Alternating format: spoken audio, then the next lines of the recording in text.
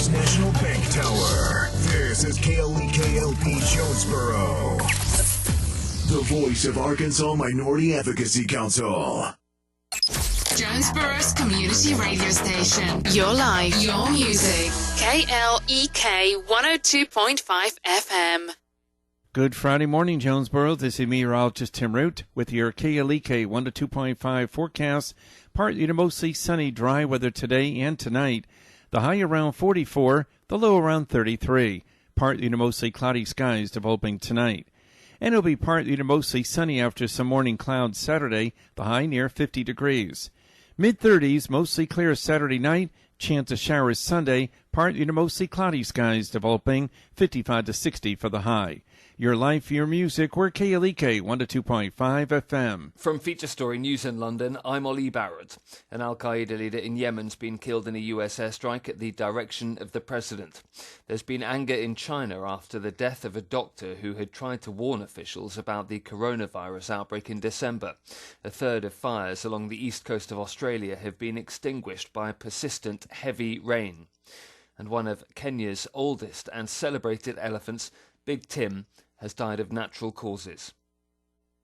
It's 9:01. KLEK LP Jonesboro, the voice of Arkansas Minority Advocacy Council. It's now time for Community Conversations, a program focusing on the people working to make the Jonesboro community a better place, while offering viewpoints from all sides of the issues. The views expressed in this program are those of the participants and do not necessarily reflect the views of KLEK 102.5 FM, the voice of Arkansas Minority Advocacy Council, or our underwriters or sponsors. KLEK 102.5 FM, good morning to you on your Friday. It's the end of the week. It is February 7th, 2020. This is Community Conversations. Kato Wonder is in the studio with you. I'm joined by Kubila Jones, host of Community Conversations, and joining us today is Representative Dan Sullivan. He is the current representative of Arkansas District 53, but he is running for Arkansas Senate District 21 in the Republican primary. And once again, before I get into the disclaimer, I do just want to once again inform everyone that in this District 21 race, there is no Democratic opponent. The only candidates running are Representative Sullivan and Senator Cooper. So if you want to vote for either candidate, you must request a Republican ballot. Not going to tell you which one to vote for, but if you want to vote for either, you have to request a Republican ballot. And of course, now time for the disclaimer. KLEK and the voice of Arkansas Minority Advocacy Council, we do not endorse, support, nor oppose any candidate for office, nor was any compensation provided for this interview. This interview is provided for informational purposes only and in the interest of fair disclosure. Both Senator Cooper and Representative Sullivan are both donors to KLEK. Now we got all that out the way. How you doing today? Doing well and proud to be a donor. All right, well, we appreciate the support. You know, we tell people all the time we can't do this without the support of the community.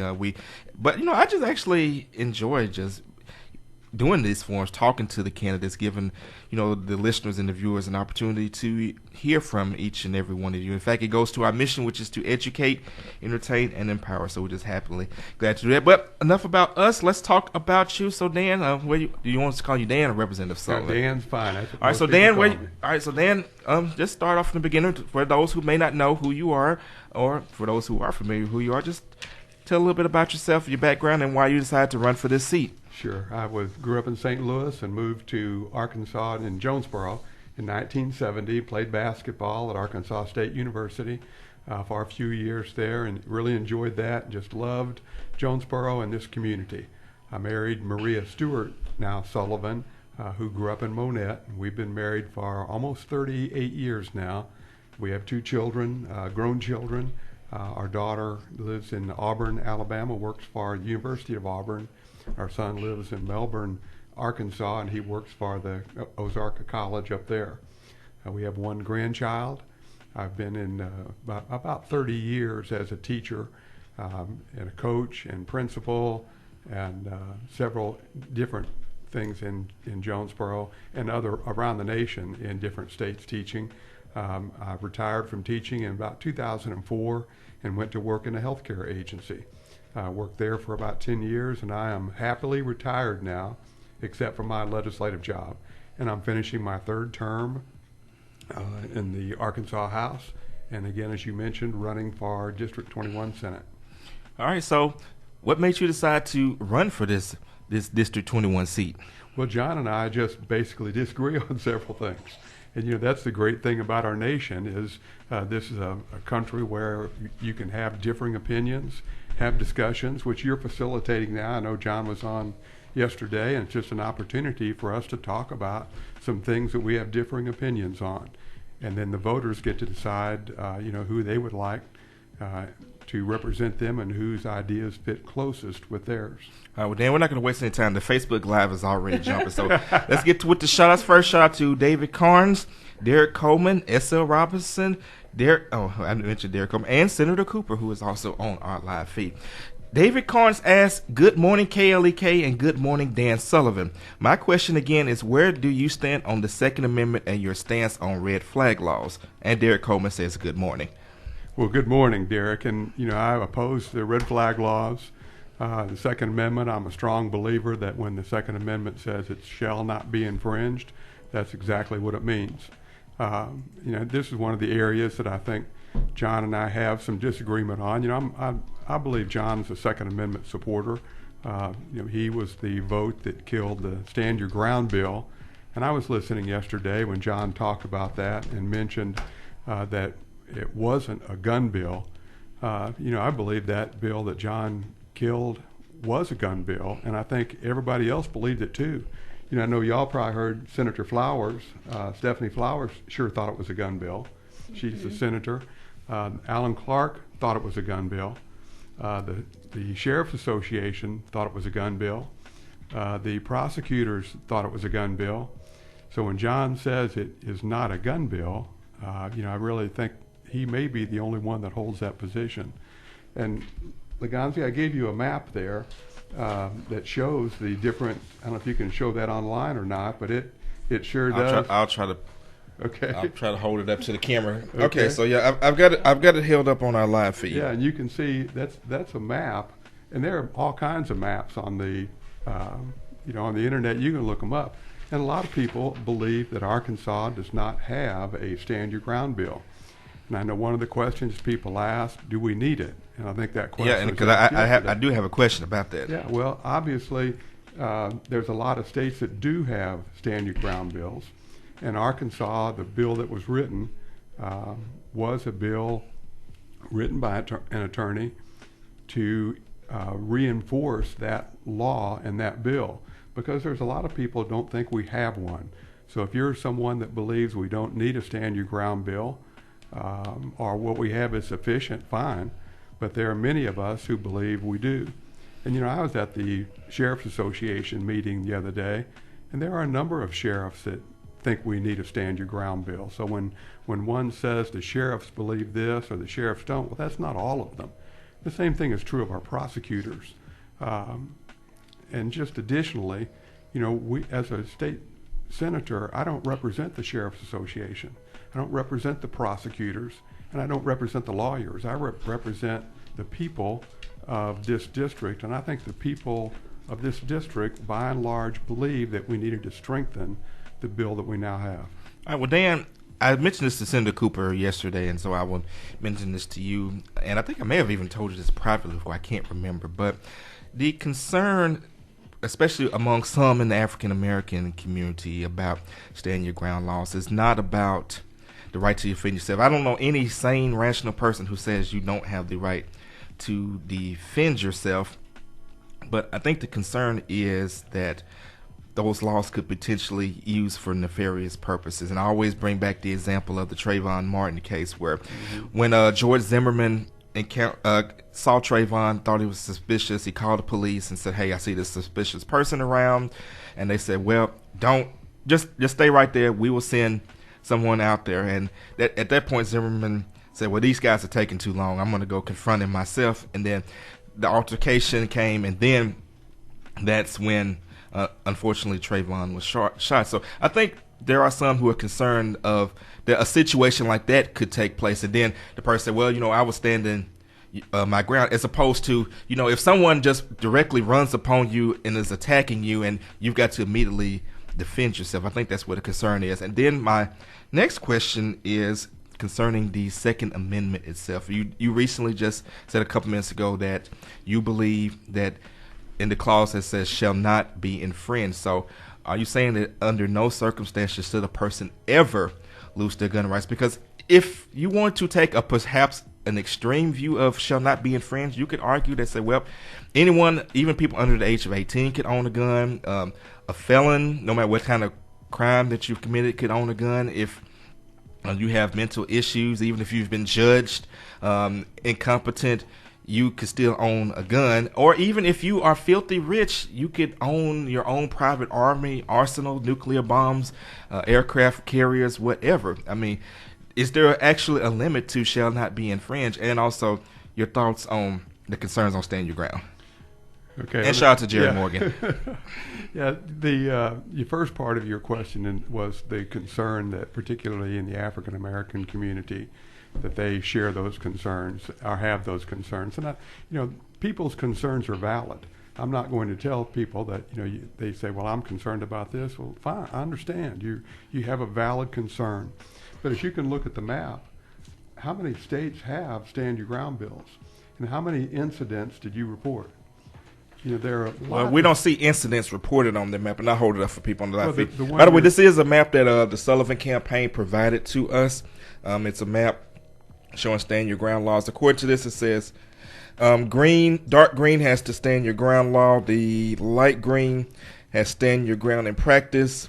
Blue is stand your ground from within one's vehicle. That means if you're attacked in your vehicle, then you can stand your ground. And then orange, where Arkansas fit, is called the Castle Doctrine, only duty to retreat in public, which means if you're in your house, you can defend yourself, but if you're out in public, then stand your ground would not apply. And then red is duty to retreat. It looks like I only see Vermont, and forgive me if I get this wrong, it's been a while since I had geography, Vermont and Puerto Rico on here.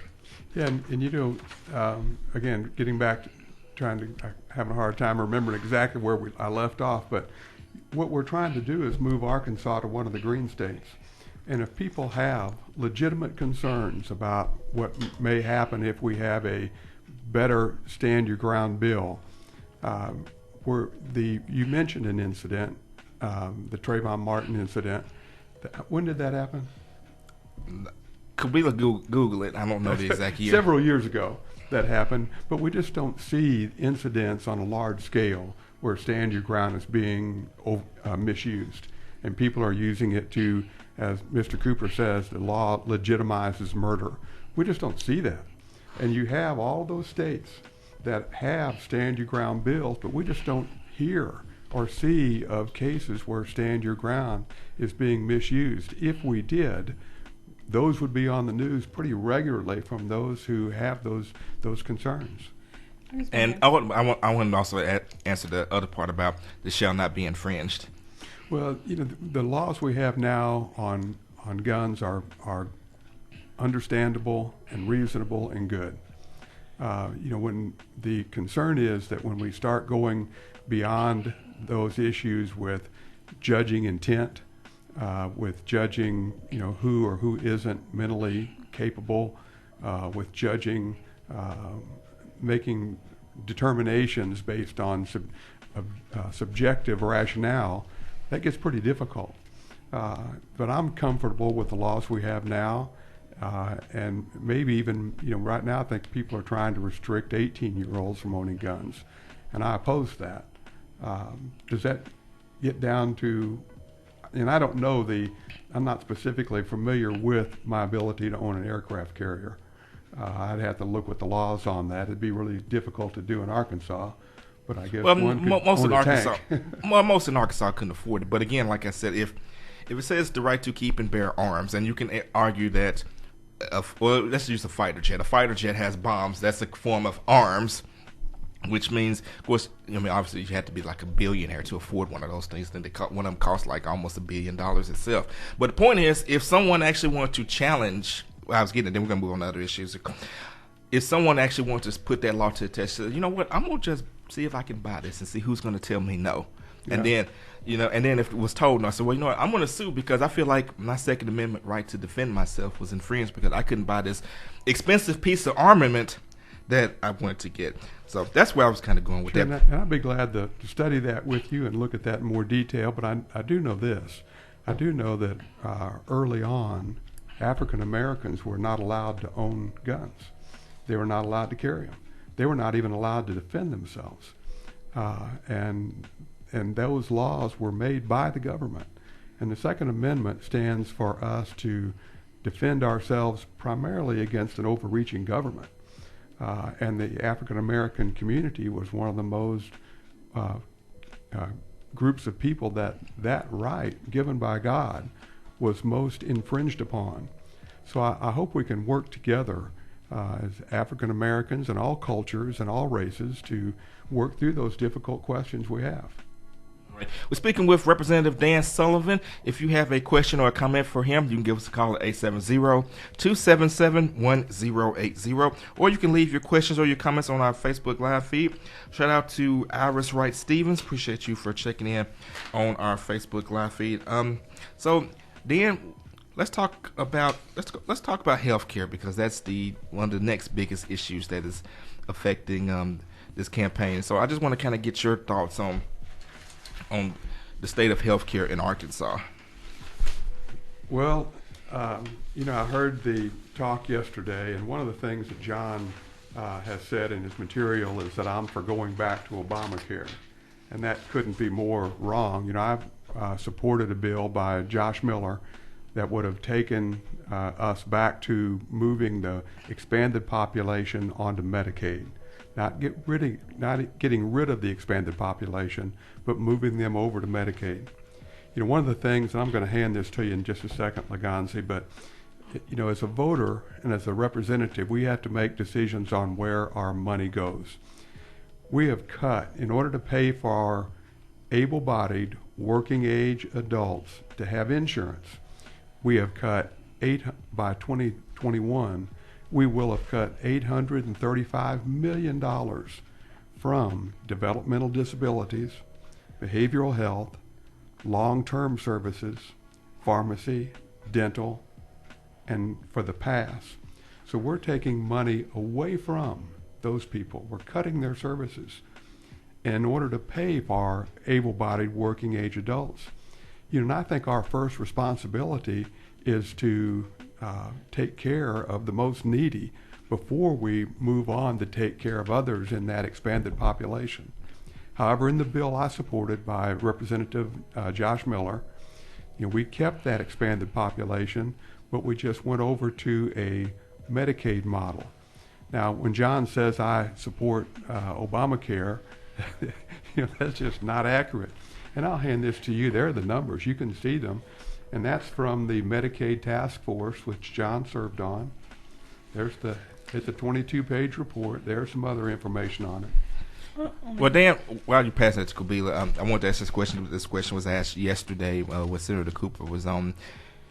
What will you be willing to do to ensure that Arkansans still have health care that covers pre-existing conditions? Because that is something that a lot of people are concerned about, no matter what comes down the pipe, because there's a chance that the Affordable Care Act, also known as Obamacare, could be repealed. But if it is and is replaced, what will you be willing to do to ensure that those protections are in place for pre-existing conditions, and two, so that health care can be affordable? Because I'll use myself as an example. You talk about able-bodied people. I am an able-bodied person, but my health care, which I have to pay for, well, the station pays for it, but because it's a small nonprofit and it's not a big company that can get a big bulk discount, the premium is over $300 and my deductible is $12,500, and that was the cheapest thing that I could afford. So how do we protect pre-existing conditions and make it affordable so that able-bodied people can afford health care that they know will be there for them when they need it? Sure. The couple things on that. One, the bill I supported would have moved the population onto Medicaid. So people wouldn't be cut off. They just get it through the Medicaid system versus paying insurance. Right now, we pay for services, our insurance, for people that never go to the doctor. So this Representative Miller's bill would have meant the state would have only paid when you went to the doctor. Also, I read on the comments yesterday, someone said that the federal government has no plan. They absolutely have a plan. Our own Congressman Westerman has a bill out there waiting right now. We haven't been able to get anything through on the health care side. They've been involved with impeachment so much, but people like Congressman Westerman have bills out there to do that. As to the affordability side, this is a huge issue. You know, I have fought for scope of practice changes every session I've been down to Little Rock. What scope of practice means is that our nurses particularly can practice to the full scope of their licensure. And there are 25 to 30 states, other states moving that way, who are passing laws right now to allow nurses to practice to the full scope of their licensure, which means your cost would go down. These are in many fields. The people that are fighting against, and that includes telehealth. You know, we've had telehealth legislation that gets killed. We have digital health that gets killed. We have scope of practice that gets killed. Though all of those things improve the quality of your health in lots of ways, improves access, and every time we do that, the medical lobby kills it. The doctors, the hospitals, they refuse to allow you to make your own choices how you receive health care. And it's all about the money. And when you look at who's supporting both of our campaigns, it's very obvious that the medical lobby supports my opponent's campaign.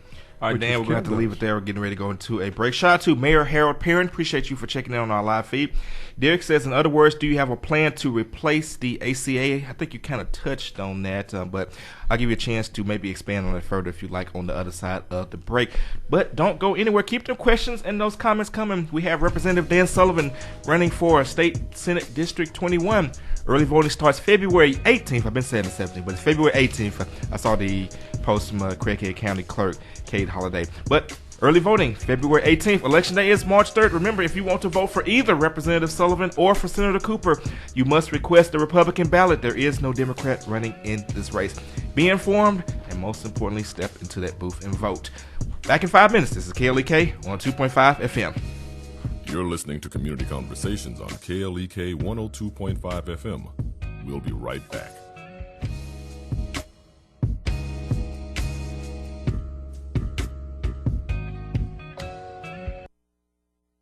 When's the last time you went to the store with your wife?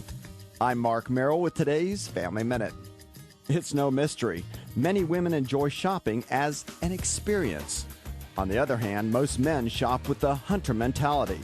Get what you need as quickly as you can and get back to your cave. With these two polar opposite mindsets, shopping together can be frustrating if you let it. So, what's the solution? Look at shopping with your wife as a date, a way to spend time with her. When you're shopping with her, make communication and fun a top priority. Maybe even enjoy a nice dinner afterwards. If you do, you'll go home with a very happy wife. Remember, your family first. Made possible by the Kappa Nu Omega chapter of Alpha Kappa Alpha Sorority Incorporated, a non-profit organization committed to service to all mankind. Kappa Nu Omega Alpha Kappa Alpha on Facebook. Brought to you by the Jonesboro Alumni Chapter of Kappa Alpha Psi Fraternity Incorporated, dedicated to the purpose of achievement. Jonesboro Alumni at gmail.com, Jonesboro AR Alumni Chapter of Kappa Alpha Psi Fraternity on Facebook, and Jonesboro_Kappas on Instagram. People been saying to your friend, get a different face, and posting on their feed, they're super ugly. The things they say to them online are cruel and they're not true. So tell your friend, I'll stand up for you. Don't worry, I know what to do. Know someone being bullied online? You can be a witness and make a difference by letting the world know it isn't cool and by letting your friend know you care. Learn more at eyewitnessbullying.org. Brought to you by the Ad Council. Psst. It's me, your heart. High blood pressure is serious, and I can quit whenever I want. Just treat me better. After all, we're in this together. For help getting your high blood pressure to a healthy range, text pressure to 97779. A message from the American Heart Association and the Ad Council. What if I could tell you when an earthquake would hit? Unfortunately, I can't. But shouldn't you be ready anyway? Go to ready.gov/communicate and make your emergency plan today. Don't wait. Communicate. Brought to you by FEMA and the Ad Council. KLEK thanks C.J. Pepper and the staff of Life Strategies Counseling Incorporated for helping people through hard times in life such as depression, family issues, stress, abuse, and more. They offer counseling and therapy for all ages, individuals, families, and groups. They are located at 1217 Stone Street. Phone number 1-866-972-1268 or online at lscihelp.com. Tax refund firm DBA Cool Cuts Taxes offers a variety of preparation services, individual and business returns, processing tax refunds, refund anticipation loans, earned income credit for children, and more. Owner Bernard Cobbs has 20 years of experience preparing taxes and is available by appointment at 870-520-7470 and at 1411 Franklin Street, Suite 6, Jonesboro.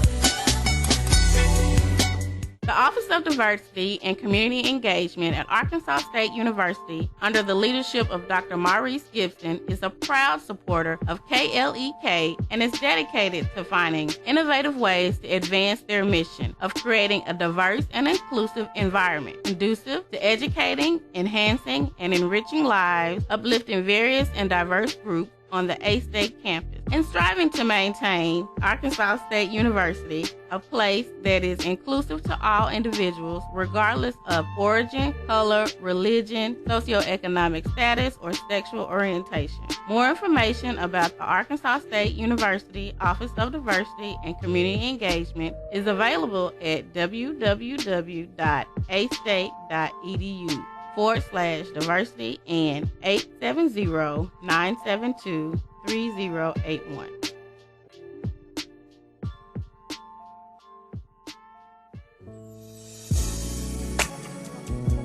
Experience the joy with Bishop Adrian R. Rogers, pastor of Fullness of Joy Church, 2120 Thorn Street, Jonesboro, Arkansas, 72401. Wednesday night, Word and Worship, 7 p.m.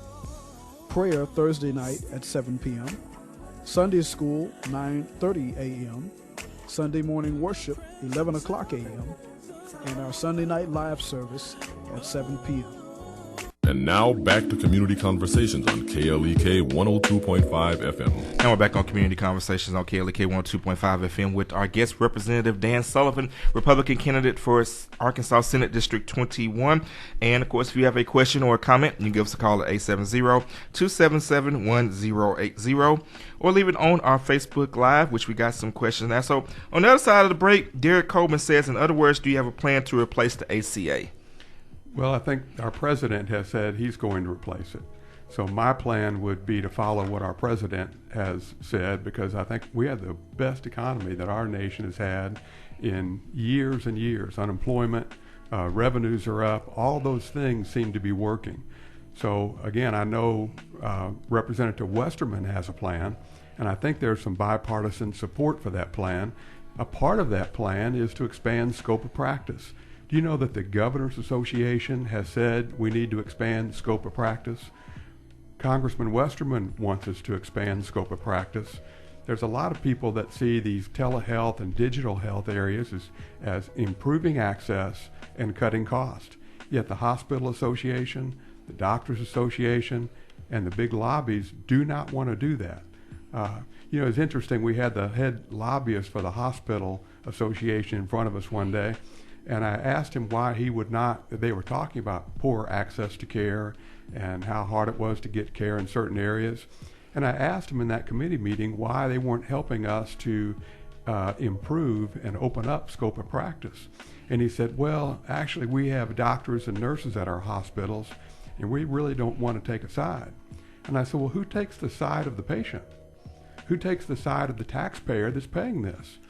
Why won't you lobby for them? And that's what we as legislators have to do, is lobby for the patient and lobby for the people that are paying taxes, because the hospitals and the doctors have high-paid lobbyists who are trying to stop all the innovations that might help us.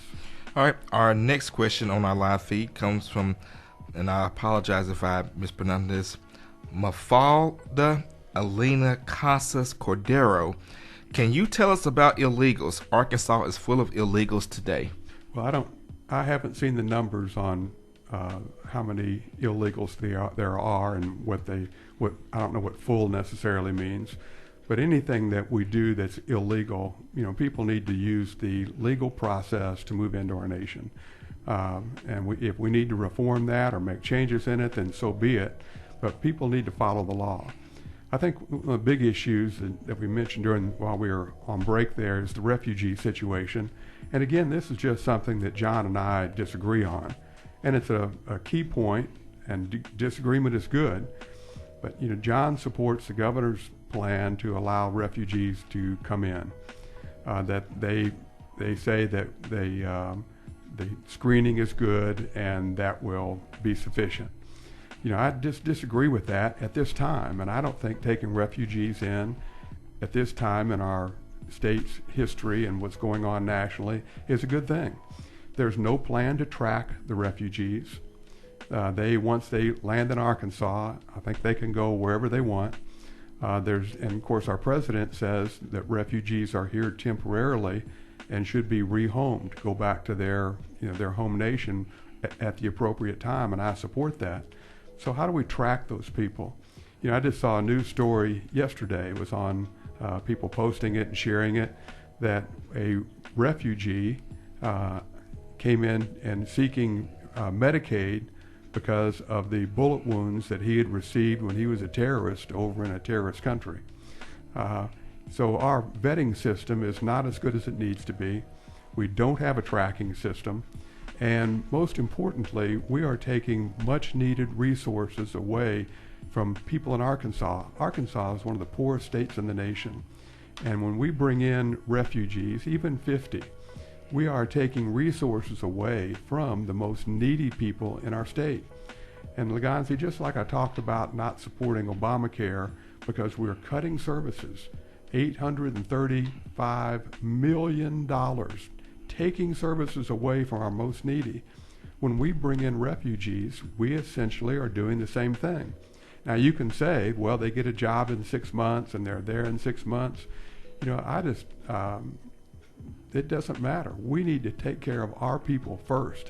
And once we have taken care of our people, then we can take care of those maybe who are refugees. But again, I'm just not confident in the vetting process now, and we keep Arkansas safe first. Eric Morgan asks, will you run a bill to repeal Arkansas Works? Well, yes, we did. Josh Miller had the bill. And I think what it means, if you get elected, would you try it again? Yes. Okay. Derek Coleman says there are bills for health care on Senator Mitch McConnell's desk that it says bipartisanship. So if federal won't do their job during the past 3.5 years, your president has not done anything to support or replace health care or ACA. Well, I guess we'll just have to disagree on that. He has been trying to be impeached for 3 years now, and I don't know how we can move forward on important things. And you can agree or disagree with the impeachment. You can be for it or against it, but you have to agree that Congress has been stopped and stymied from moving on anything. So to blame that on the president, again, you can choose to do that if you want. However, Congress has a critically important role in that, and that's for Congress to get on with the duty of the people. And if you believe the duty of the people is to impeach our president, then that's your choice. But then you can't complain on the other side that Congress hasn't moved on health care. Okay, I do want to ask about this. Several bills that were passed by the House, Mitch McConnell has not taken up in the Senate. And of course, you could argue that maybe some of these bills may have been a little too extreme or radical, but still, why not vote them up or vote them down? Well, you'd have to ask Mitch that. I'm sure you can give him a call, and he may show up here. We were interviewing. We won't interview anybody. And we've interviewed both of our senators, Senator Cotton and Senator Booth. So maybe we can ask one of them. Well, yeah, if we get them. I'm dealing with state issues here. All right. So once again, we got Representative Dan Sullivan on the on the phone, in the studio. And of course, if you have a question or a comment, you can give us a call at 870-277-1080 or leave your questions or comments on our live feed. So now we're going to bring Kubila in because she has waited so patiently and has not gotten a word in. But shout out to David McAvoy for checking in. So Kubila. The questions I had, the topic is passed, so we can just move on to the next thing. You don't have about issue 1. Okay. Issue 1. So we haven't talked about issue 1. So for those of you who may not be familiar with issue 1 is the current highway tax. The current tax is set to expire, I believe, in 2023. There is something being put before the voters to extend that tax permanently to fund the roads. So, Dan, what's your thoughts on that? Well, sure. My first thought is that we promised in 2012 the tax would end. And when you ask voters what the most important thing is to them, almost exclusively people say, I want to be able to trust the person that I elect, that they'll be who they say they will be, and they do what they say they will do. The legislature promised in 2012 that this tax would end in 2022. So first of all, I'm opposed to reauthorizing this same tax in this way because, we could take that issue up in the House and in the Senate. And if we want, as your elected representatives, if we want to reauthorize that tax, we can pass a new bill. But we chose not to do that, in my opinion, because it only took 51 votes to make it a vote of the people, where it would have taken 75 votes if we as a legislature did that. So my first concern is, one, I'm going to keep my promises to the people. Secondly, the bill that I supported, Julie Mayberry's bill, there was another bill out there that would not have raised taxes. As a matter of fact, Lieutenant Governor Griffin has weighed in on this several times, and Lieutenant Governor Griffin says that there are ways for us to fund our highways using general revenue. And Laganzi, I think I gave you another little chart there, that one right there. Oh, what it says Tax Foundation? Yes. Okay. That it shows what portion of states in the nation use general revenue to fund their highways. Arkansas is one of the lower ones. I forget what the number is on there. We're 39th, I think, which means we are a state that does not use much general revenue to pay for our highways. Let me ask this, please. Sure. Well, because Arkansas is one of the poor states, where is the revenue going to come? Like, where's the extra going to come from? And how would the highways get funded if there's no tax? Yeah, great question. First, in the last 10 years, we've had 1.3 or 4 billion dollars in surplus money. Now let that sink in. In 10 years, $1.5 billion. Let me shift through my papers and find it.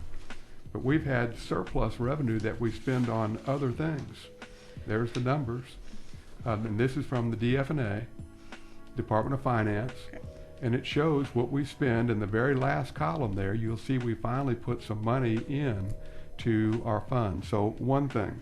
Here's another one, Laganzi, and I'll give you this one. If highways are such a high priority, then why are we spending money on other things besides our highways?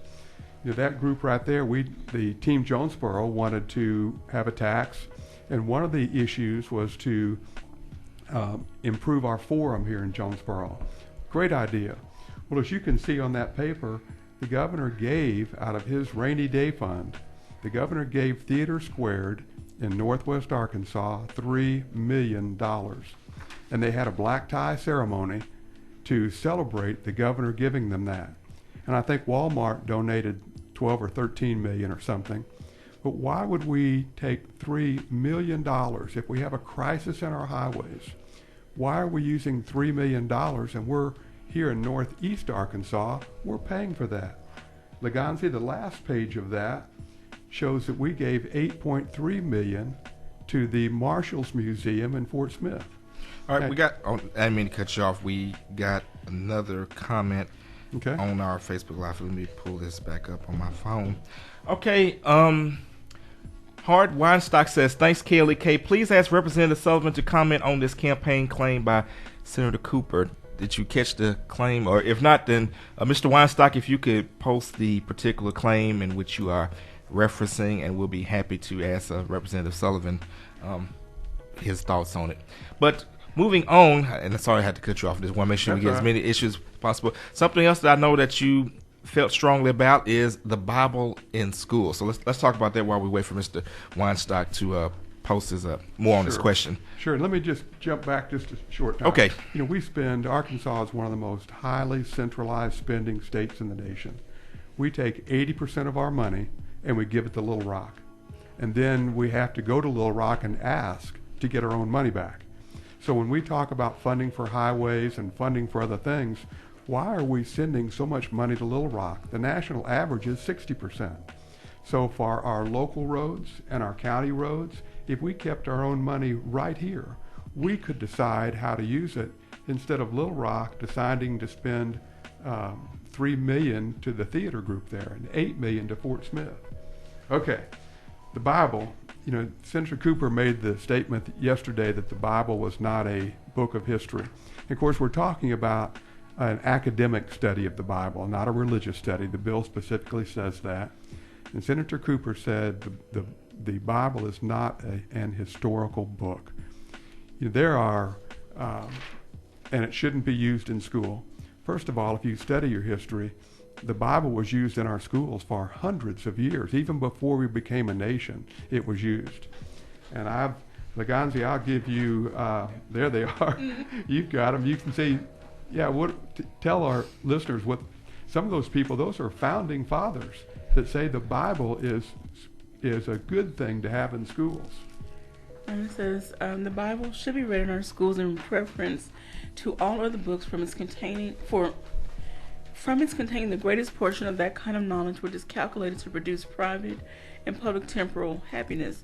This is from Benjamin Rush, signer of the Declaration, father of public schools under the Constitution. Yeah, he's just a great, and we have, there are what, 10 of them on that page? Several more. Yeah, so Senator Cooper may say it's not a good book, and people may say that, but it's not true of what practice was. And people talk about, the separation of church and state. That came back in the Danbury Church, where I think it was President Jefferson told the people that the government would not interfere with their religion. And so the government can't jump in there because you have a freedom of religion. You're free to express your religion. And if you are free to express your religion, then we can pray in school. We can have prayer before our legislative sessions. And tell me, and I'm interested in people that say there's a separation of church and state. Our Declaration of Independence talks about the laws of nature and nature's God. It talks about all men are created equal and endowed by their Creator with certain unalienable rights, life, liberty, and the pursuit of happiness. How does one talk about those rights, God-given rights, without mentioning the Bible? Again, that when we talk about the separation of church and state, it seems like we only want to do that in schools. We don't separate it on our money because our money has it on there. We have the 10 Commandments posted all over in public buildings. As a matter of fact, we have In God We Trust that John didn't support. We have In God We Trust signs all over our public buildings and schools. This idea that there is a separation, what it says, and what the courts held was that the government could not interfere in your free expression.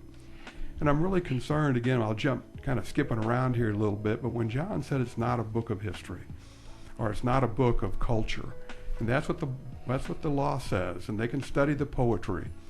Our Supreme Court disagrees with them. Our local courts disagree with them. A lot of people say it's the greatest history book in the history of the world.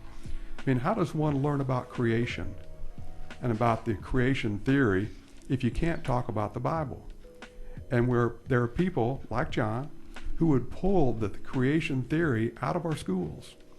And there were people that would pull the culture that the Bible teaches out of our schools. The Bible talks a lot about social issues, about the family, How does one learn about what the family roles are? Children and parents, parents and children, husband and wife, just the creation of man and the creation of woman.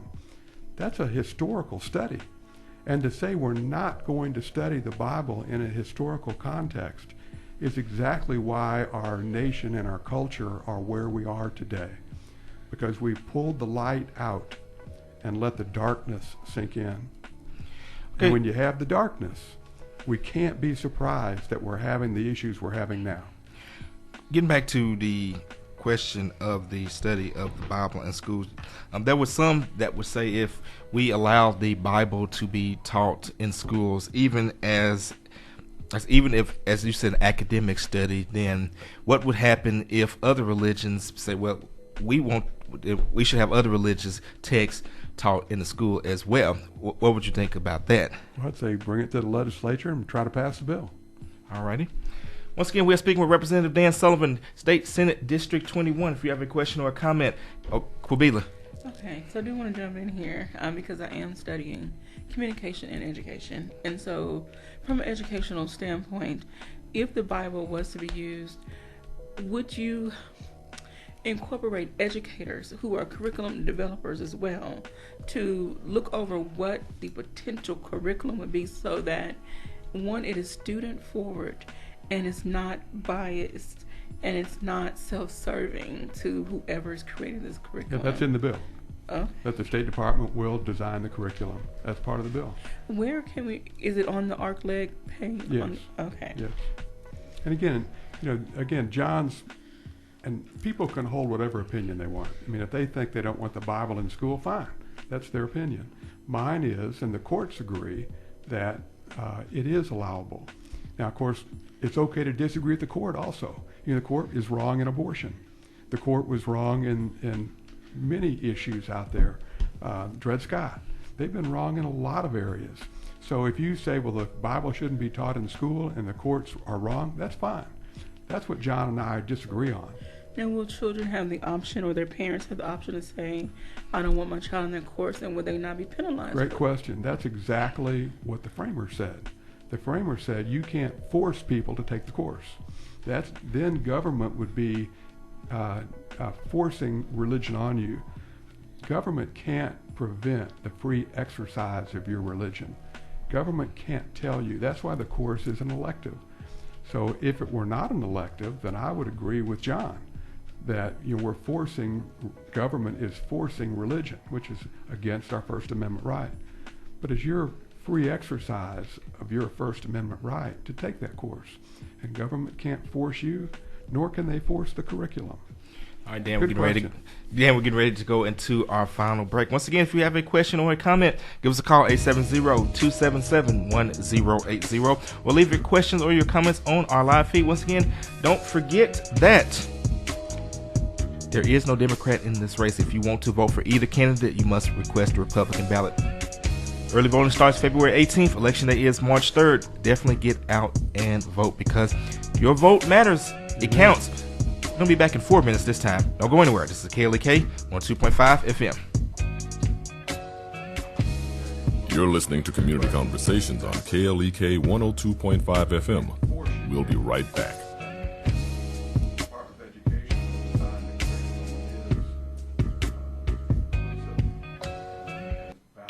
We're back with Money Matters. I'm Alfred Edmond Jr. If you're like most people, you may be interested in investing, but you may not have enough money to build a properly diversified portfolio by buying stock in individual companies. The solution? Mutual funds, which allow you to invest in a number of equities, bonds, or even combinations of both. There are literally thousands of mutual funds you could possibly invest in, so you need to work with a financial advisor who can direct you to those that match your investment priorities and risk tolerance. In addition to reading the prospectus of any fund under consideration, here are some other things to consider. Performance over 1, 3, and 5-year periods. Generally speaking, the higher the returns and the longer the track record, the better. I'm Alfred Edmond Jr. for Money Matters at AURN.com. Made possible by the Jonesboro Alumni Chapter of Delta Sigma Theta Sorority Incorporated, focused on joy in our sisterhood, power in our voice, and service in our hearts. www.jonesboroalumnidst.org. Money Matters is brought to you by the Gears Foundation, a nonprofit organization providing students with assistance in their academic and career pursuits. Gears Foundation on Facebook, Gears_Inc. on Instagram, and the Gears Foundation at gmail.com. Money Matters is brought to you by Bancorp South, offering checking, savings, loans, credit cards, and wealth management. www.bancorpsouth.com or 870-972-9800. Calling all women and minority business owners as well as the general public. KLEK 102.5 FM presents the Women and Minority Business Showcase at Centennial Hall in the Arkansas State University Student Union. Live broadcast on KLEK and on Facebook. This is your opportunity to show what your business, church, or organization has to offer to the unique, diverse audience of KLEK listeners, supporters, and the Jonesboro community as a whole, or to just check out all the vendors in attendance. Register at klekfm.org. Free admission to attend. The KLEK Women and Minority Business Showcase is sponsored by the Arkansas State University Office of Diversity and Community Engagement. This event is a KLEK fundraiser. The KLEK 2020 Women and Minority Business Showcase, Saturday, February 22nd, from 10 o'clock a.m. until 4 o'clock p.m. Registration and other information is on our website, www.klekfm.org.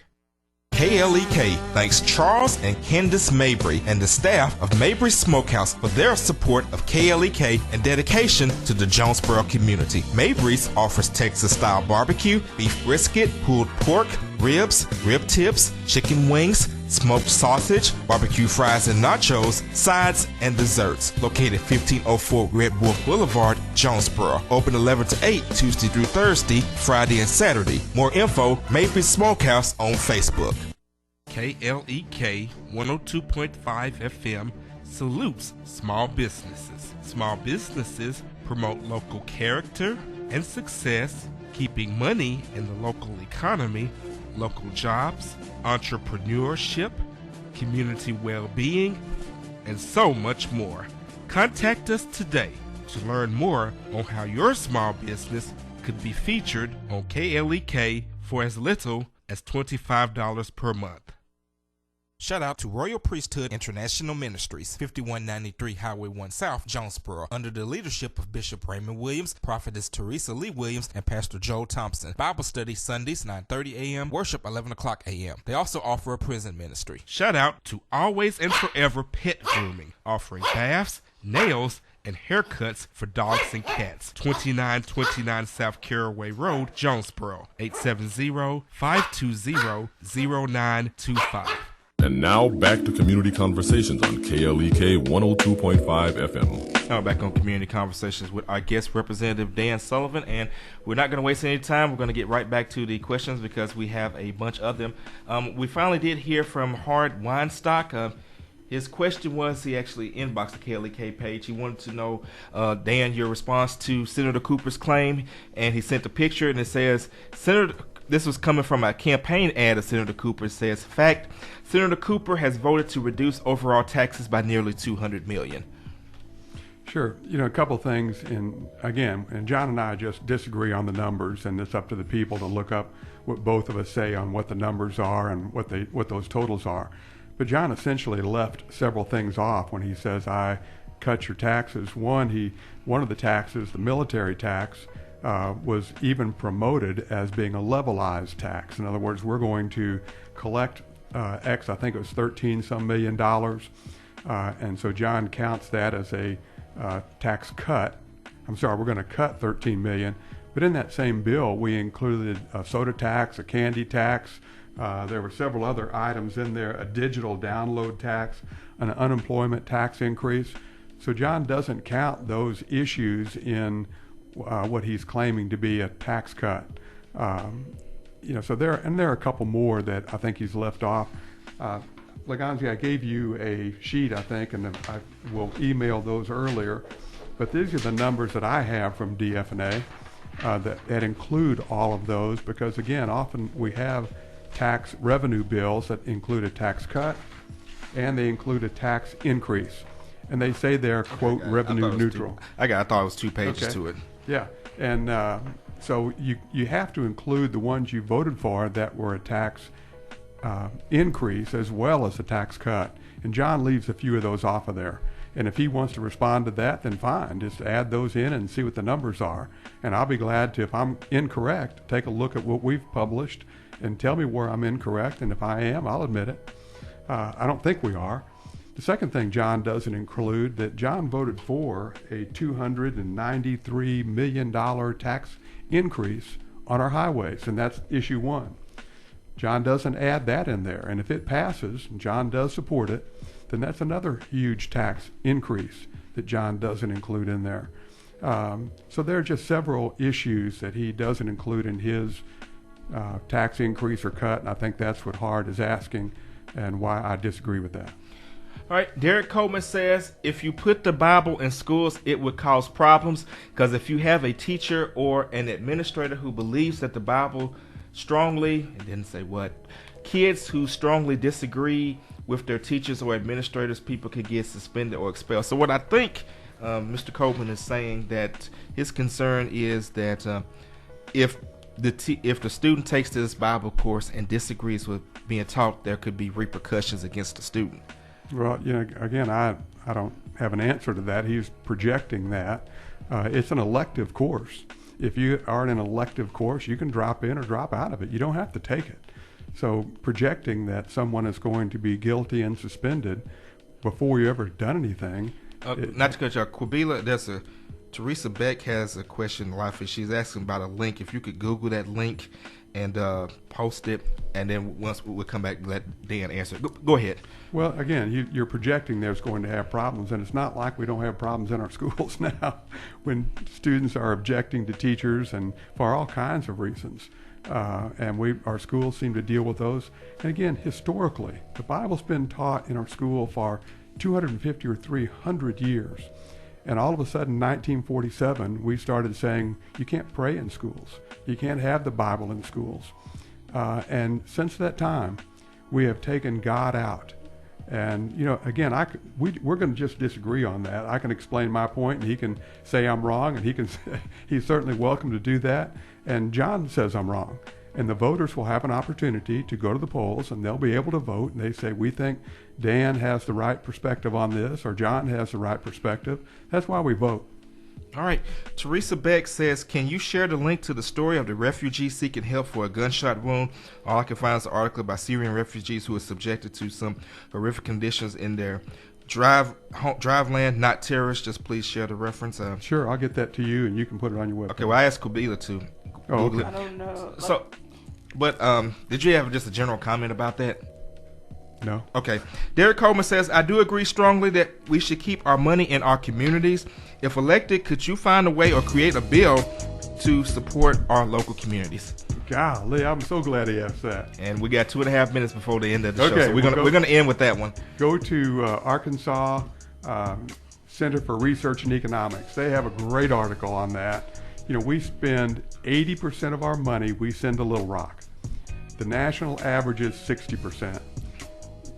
Yes, I'm working on that hard right now to already have it. We want to put it into an interim study to try to change that to where we are closer to the national average and we can stay local. And I'm going to leave, but golly, I'm so sorry I didn't send this to you earlier, but folks, we're giving money to Northwest Arkansas. We have venture capital programs. And when you look at the multi-page sheet of that, and Leganzi, I'm going to give this to you. We are investing money from our tax dollars into these venture capital programs. Leganzi, do you see Northeast Arkansas on any of those 2 pages? Look, I see North Little Rock, Conway. Just scan through it. Springdale, Fayetteville, Slalom Springs. It's on the back too. But to answer your question, no, I don't see. There's nothing. I don't even see Helen in my We hometown. are sending our money, and I'm glad the mayor's listening. Mayor, I hope we can get on board and keep more of our money local, because that's how we're going to help our infrastructure. That's how we're going to help quality of life. And folks, just think about this. A couple more seconds, I got to get a disclaimer at the end. Okay. Would you send me your money and then write a letter to get your money back from me? I doubt it. That's what I want to do. Let us keep our money local.